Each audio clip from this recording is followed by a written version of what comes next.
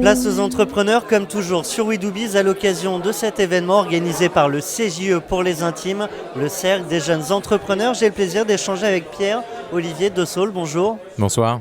Pierre-Olivier Dessaulles, vous êtes Managing Director, dit la carte de visite de Hiscox. Hiscox qu'on voit de plus en plus dans les milieux entrepreneurs mais que certains ne connaissent peut-être pas. Je vous demandais de faire, comme on le demande aux entrepreneurs qui passent sur le divan, de faire le pitch de Hiscox. Hiscox, c'est un assureur spécialiste international. Nous accompagnons depuis des années les entrepreneurs dans leur relation à l'assurance. En fait, on est parti d'un constat assez simple, c'est que les assurances, ça peut être rébarbatif, ça peut être opaque, ça peut être compliqué. Et en fait, on a voulu rendre ça aussi simple que possible et aussi accessible que possible. Donc l'idée, c'est de donner la possibilité aux gens d'aller chercher les solutions dont ils ont besoin, les trouver en ligne, avoir des interlocuteurs qui leur simplifient la vie et s'assurer professionnellement, facilement. C'est simple, c'est aussi ludique. Quand on vous voit sur les événements, généralement, il y a un homme, le pauvre, qui reste attaché à un boulet au bout d'une chaîne pendant toute la durée de l'événement. Oui, alors c'est vrai qu'on a fait une campagne sur le thème de cette petite erreur qui pouvait devenir finalement un boulet et s'accrocher à vos pattes et vous empêcher d'avancer dans votre entreprise. En fait, la thématique, c'était vraiment ça, c'était dire une petite chose peut prendre des proportions considérables. Et ce sont des choses qu'on ne voit pas forcément et ce sont des petites erreurs dans le cadre de nos activités professionnelles qui, elles, peuvent se transformer en une demande de dommages et intérêts ou finalement venir contrarier vos relations commerciales récurrentes avec vos clients.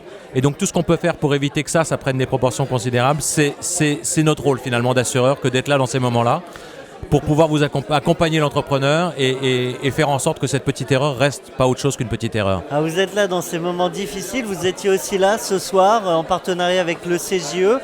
Pourquoi? Ça vous intéresse les jeunes entrepreneurs? Les jeunes entrepreneurs, c'est d'abord pour nous l'avenir de l'économie, c'est ce qui fait vivre la société dans laquelle on évolue. Donc ça déjà, en tant que citoyen, c'est quelque chose d'important. Mais je dirais on a une affection particulière pour les jeunes entrepreneurs parce que ce sont nos clients d'aujourd'hui, mais ce sont aussi nos clients de demain. Ce sont nos petits clients d'aujourd'hui qui font vivre l'économie. Et puis, ce sont pour beaucoup d'entre eux des entreprises qui vont prospérer et qu'on va accompagner dans leur croissance et qu'on va accompagner dans leur évolution. Donc, leur donner des solutions tout de suite accessibles pour ce dont ils ont besoin là maintenant, c'est ce qui nous paraît important. Alors, pour tous ceux qui font vivre l'économie, mais qui n'étaient pas là, présents ce soir, peut-être un mini condensé, un résumé. Est-ce qu'il y a des choses qui vous ont marqué dans la conférence? Oui, alors on a commenté les résultats de la 7e édition de l'étude ADN dans l'entrepreneur que réalise Hiscox à travers 6 pays, les États-Unis, la Grande-Bretagne, la France, les Pays-Bas, l'Allemagne et l'Espagne. Et c'est intéressant de voir les grandes tendances. Alors les grandes tendances, c'est qu'il y a un certain nombre de bonnes nouvelles. La croissance du chiffre d'affaires est au rendez-vous, la croissance du carnet de commandes est au rendez-vous, les nouveaux clients se développent, donc ça c'est plutôt positif. On voit aussi des prémices d'embauche, des intentions d'embauche, et plutôt à destination des jeunes diplômés, donc ça c'est très positif, on en est très content. Et en même temps, il y a des freins qui sont là et qui ont l'air d'être là depuis un bon moment, des freins sur le financement, des freins sur les délais de paiement, des freins sur la capacité à investir.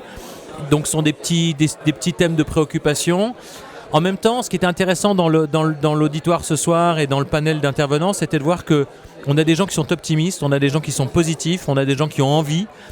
Et cette énergie et cette envie, c'est ce qui permet finalement de faire face à ces difficultés qui de toute façon seront toujours présentes dans la vie de l'entrepreneur. Et donc cette capacité à surmonter les obstacles, à les avaler, c'est finalement une des choses qui pour moi est ressortie de manière très prégnante. L'ensemble des intervenants n'ont pas peur des obstacles et au contraire, ils se nourrissent de leur capacité à les absorber. Cet optimisme, c'est aussi une raison de plus de venir aux événements du Cercle des jeunes entrepreneurs.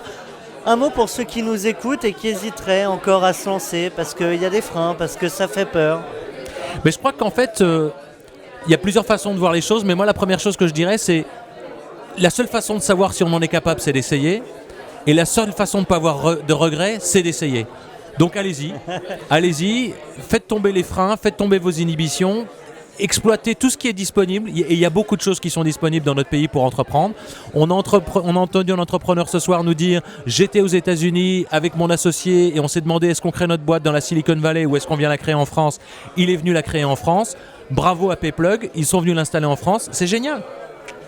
C'était génial aussi de vous avoir avec nous, Pierre-Olivier De Saulles, je le rappelle, managing directeur chez Hiscox. Merci. À très Bonsoir. bientôt sur À très notre bientôt.